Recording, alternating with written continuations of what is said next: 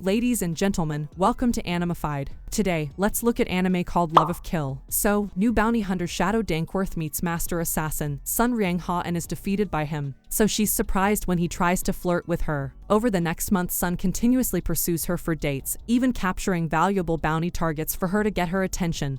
But she ignores him. Shadow's boss, Euripides Ritzland, is asked to apprehend Sun, who patiently wait for years, and previously assassinated dozens of high-ranking Triad members. Euripides warns Shadow to focus on her current less dangerous target. Shadow was contracted by Sun, who has already captured her target and requested a date on Christmas Eve, which she reluctantly agrees to. On Christmas Eve, Sun has a good time, while Shadow stubbornly refuses to accept it as a date. Over dinner in his hotel room, Sun reveals Shadow's target. A pimp who would rob his girlfriend's clients is dead and stored away for Shadow to collect. Though Shadow is suspicious, he wants nothing in return except time with her. Euripides witnesses Sun and Shadow and are unsure of what to make of it. By flashback, Shadow was found as a child, with a dead unidentified man and unable to remember her name. A man watches Sun returning home. Euripides worries about Shadow getting involved with Sun. Shadow retrieves the body of her pimp target. Euripides reveals to Shadow the man who hired them to find Sun, the eldest son of a Triad's boss, who was just assassinated by Sun. Shadow was shot at by a man with a spiderweb facial tattoo, causing her to crash off the road. Sun becomes suspicious when Shadow, who normally rejects his calls immediately, begins to let the phone ring indefinitely. Spiderweb chases Shadow into the woods and overpowers her. Sun arrives, discovers Shadow's car, and tricks Spiderweb into answering Shadow's phone, revealing their location. Spiderweb abandons Shadow alive but leaves her with a message from Sun that he is a traitor who must pay for his past. Shadow awakens in a hotel room, where Sun admits her current situation was indirectly caused by mistakes he made. Shadow passes out again because she has a fever, but she tells him about the spiderweb tattoo. Sun cannot be sure, but he suspects he had met Spiderweb before. Seeming depressed, Shadow went to shower but is furious when Sun manages to take her clothes to be cleaned, including her underwear. Before she leaves, she passes on Spiderweb's message. Sun recalls 5 years ago when he and Spiderweb revealed his name was Ho. Both worked in the same organization and Ho was furious when Sun was going to be promoted first, despite how having worked there longer. Shadow returns to the office where Euripides is upset about her absence, plus the destruction of her car. Shadow later finds Sun at her home. He notices a picture that interests him of Shadow with her parents. Shadow reveals Euripides knows about him, but Sun isn't worried since if it is revealed, Shadow and the company benefited from Sun capturing bounties for them. Their reputation would be ruined, so their only choices are to kill him or work with him secretly. Shadow is confused about why Sun is risking his life, but he points out she's doing the same. By associating with him, having not once properly rejected him, Shadow's mother calls to remind her about the anniversary of her father's death, upsetting her, so Sun leaves. Shadow visits her father's grave, while her mother meets a young man named Brian, a friend of Shadow's from childhood, and decides to tell him the truth. Sun meets Shadow in the cemetery's church, but she declines to spend time with him. 3 men attacked the church, so Sun kills 2 and interrogated the third, learning that the target was actually Shadow. Shadow rushes to find the church's missing nun and finds Ho holding her hostage. Despite fighting back, Ho knocks Shadow unconscious. Sun calls Ho to demand to know what he wants. Shadow's mother reveals how she and her husband adopted Shadow at a young age, as her husband had been the police officer in charge when Shadow was discovered with the dead body whose passport identified him as Song Ryang-ha. Shadow claimed her surname was Noble, but no record of Shadow Noble existed anywhere when the case went cold. Shadow was adopted and became Chateau Dankworth. Sun meets and defeats Ho,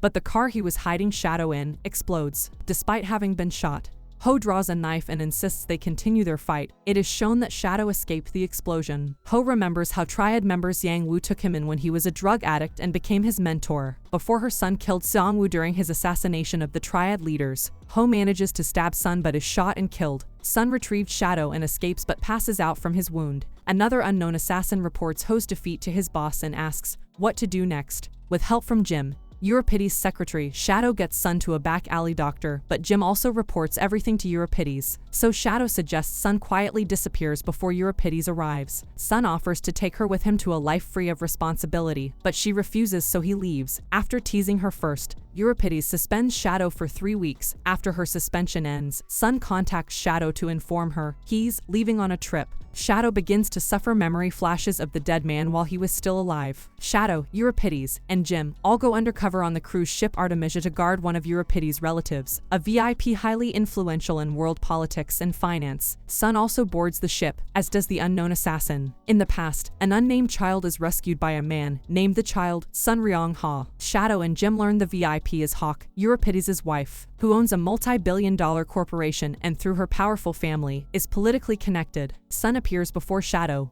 who suspects he's there to assassinate Hawk. Sun neither confirms nor denies this, but instead challenges Shadow. As long as Shadow can see him, he won't do anything. With Euripides' agreement, Shadow agrees to share a room with Sun for the whole voyage. With Euripides' Jim monitoring via cameras, Sun notices Shadow is struggling to sleep and after some teasing, carries her to bed, where she quickly falls asleep, surprising Sun that she must trust him. Sun points out Shadow's clothes make her stand out, while she shouldn't be undercovered, so he takes her dress shopping, despite her obvious discomfort. Euripides asks to meet Sun in private, revealing he knows Shadow doesn't remember much of her past, except that her original surname might be Noble. Jim's reinforcements, Jose and Sidran, arrive. Sun evades Shadow to meet Euripides at the rear of the ship. His disappearance worrying Shadow, Euripides is stabbed in the throat by an unknown attacker. It is showing Euripides was stabbed by an unknown assassin. Sun directs Shadow where to find Euripides and chases the assassin who escapes, after warning Sun that he and Shadow must remain on the ship. Euripides manages to tell Shadow it was not Sun who stabbed him before he's flown to a hospital with Hawk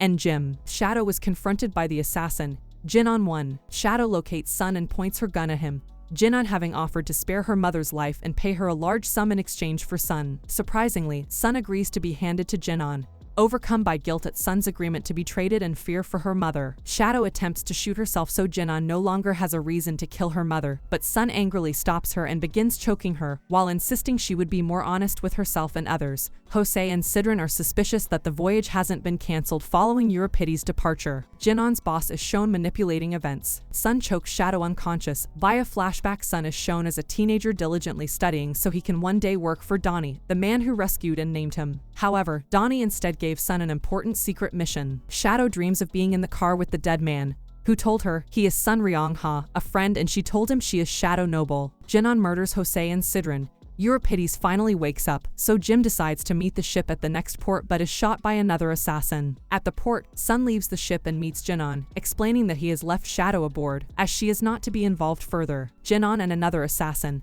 begin driving Sun to meet their employer, who they claim is Donald the Balkman aka Donnie, whom Sun claims he doesn't know and resists Nika's attempts to interrogate him further. Shadow is located aboard the ship by Jim, who survived with minor injuries, thanks to the bulletproof windows on his car. They attempt to leave the but are stopped by Jim's would-be assassin, who tries to capture Shadow. Working together, the assassin is shot and knocked out. Donnie calls the assassin's phone, but Shadow does not answer it. Sun is handcuffed and blindfolded to meet Donnie. Donnie explains his assassins are anonymous orphans he raised himself. He also reveals Ryang-ha Sun was the name he gave one of his orphans who died. Sun is an imposter, and not the original Ryang-ha Sun. Shadow and Jim smuggle themselves off the ship with the injured assassin, who explains that Donnie is known as the Trigger and is paid by clients to use his assassins to start wars all over the world. Shadow asks Jim to protect her parents and then resigns, so all her actions will no longer tarnish Euripides' reputation. Nika allows Sun to free himself so they can fight. Several guards are killed and Sun's recently repaired wound is reopened. Shadow breaks down the gate to Donnie's mansion with a truck. Sun is weakened from blood loss and through flashbacks shows that when he was a child, he was also in the car with a young Shadow and the real Ryang-ha. Sun collapses and seems to accept his death. Bored, Nika casually reveals Shadow is outside before walking away. Jin-on confronts Nika over letting Sun go, forcing himself to recover. Sun rescues Shadow from the guards and happily calls her an idiot for almost dying trying to rescue him. Shadow and Sun hide in a homeless camp to treat Sun's injuries. To atone for accidentally helping Sun escape, Nika promises to find and kill him. Shadow and Sun awkwardly thank each other for saving each other. Donnie decides not to send Nika after Sun,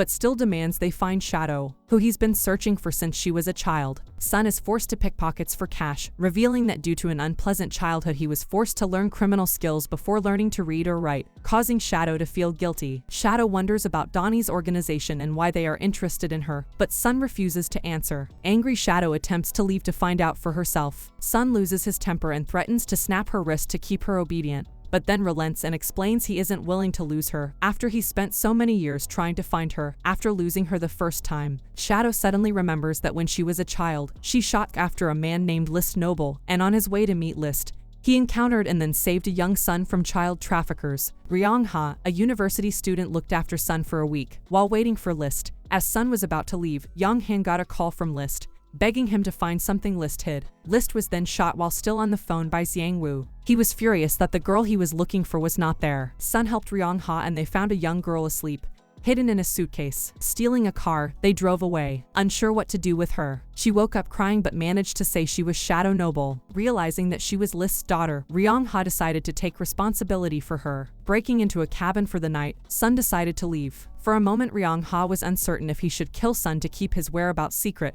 but he let him leave. On the road, Sun met the surviving child traffickers, who wanted revenge and chased Sun into the woods. Ryang-ha guiltily decided to bring Sun back, leaving Shadow sleeping and also leaving his gun. Unable to find Sun, Ryang-ha returned to the cabin, where Shadow, having woken up, scared and alone, he hid in the closet with Ryang-ha's gun, and when he tried to open the door, she shot him. Adult Shadow, having remembered all these, collapses in Sun's arms. The trafficker beats Sun badly, but Sun manages to kill him. Ryang-ha was shot in the neck, but initially survived and escaped in the car with Shadow. Sun passed out, waking up in a hospital. A week later, where a police detective, presumably Officer Dankworth, Shadow's future adoptive father, informs Sun that Ryang-ha died after getting Shadow to safety. Devastated, Sun took Ryang-ha's name as his own. In the present, Sun brings Shadow to another of his safe houses, where she is so exhausted after remembering everything, she sleeps for 2 days. After waking, she's furious that Sun knew everything the whole time, without telling her, and yet finally understands why she never once properly rejected Sun, because deep in her mind she had recognized Ryang-ha's name and couldn't bring herself to reject the man she accidentally killed. Donnie meets with the head of the noble family. Nika takes him hostage, while Euripides manages to keep Shadow's mother safe. Shadow attempts to hire Sun to assassinate Donnie, but he tells her she'll have to work with him as an equal, which she happily accepts, but is confused when he refuses money and tells her to work out. What he really wants as payment, and that's the end of the video. As always, if you liked what you saw, subscribe to the channel. I'll be uploading a lot of videos just like this, so I'll see you at the next one. Peace.